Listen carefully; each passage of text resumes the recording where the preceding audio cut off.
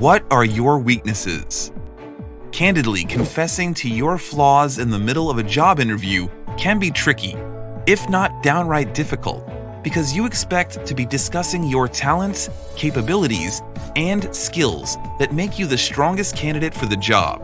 The secret to answering this question well is to frame your weaknesses positively by combining self-awareness and an action plan. All you need to do is identify your weaknesses that still communicate strength. Why it's asked. Most interviewers already know that most candidates seldom answer this question truthfully, and yet they still ask it. Why? The interviewers are merely trying to get around your pleasant interview facade and get an idea of what you are genuinely like and how it would be to work with you.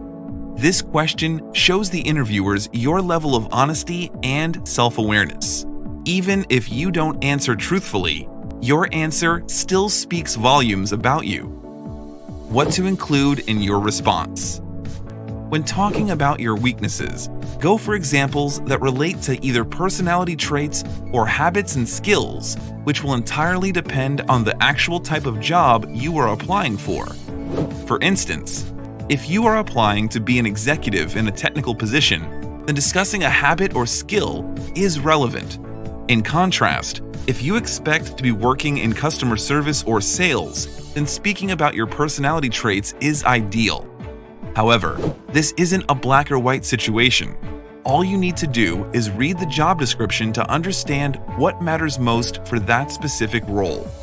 Here's an easy enough formula you can use to answer this question.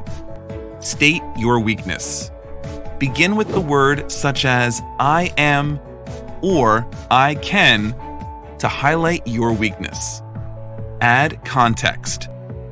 Follow up your weakness with more context and a particular example of how this weakness has come out in your professional life. Thanks to the context, you will help the interviewers comprehend how self-aware you are and how committed you are to professional growth. How you are working on it. After adding context, tell the interviewers how you are already working on your weakness. Stating this shows you are proactive, which helps you stand out from the competition.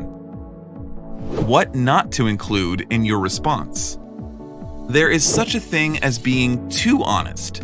Don't blab on and on about how you took revenge on your colleague by stealing their clients.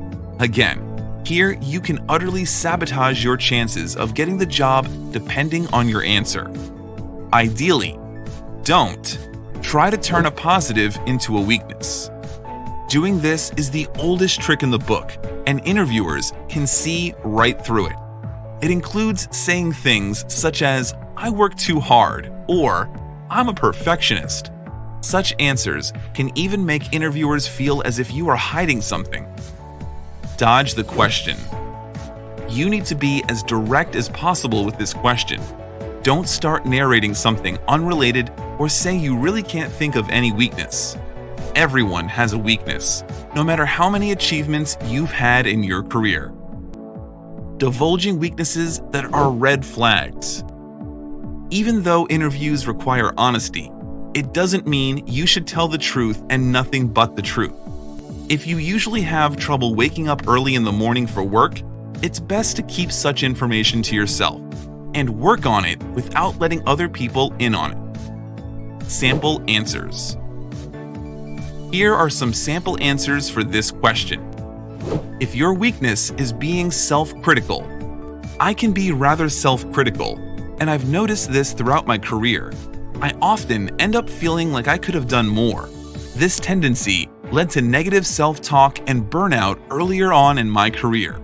However, I have implemented a solution for this. I started teaching myself to do my very best and take a break to celebrate my achievements. This strategy has helped boost my self-esteem and appreciate my support systems, including my team. If you have difficulty in an area of expertise. In school, I wasn't terrific at math, and to be honest, I had trouble understanding how I would apply it once done with school. When I joined the job market, I realized that I wanted to move my career in an analytical direction. I started by doing online courses to refresh me on the basics, and from there, my analytical skills keep improving.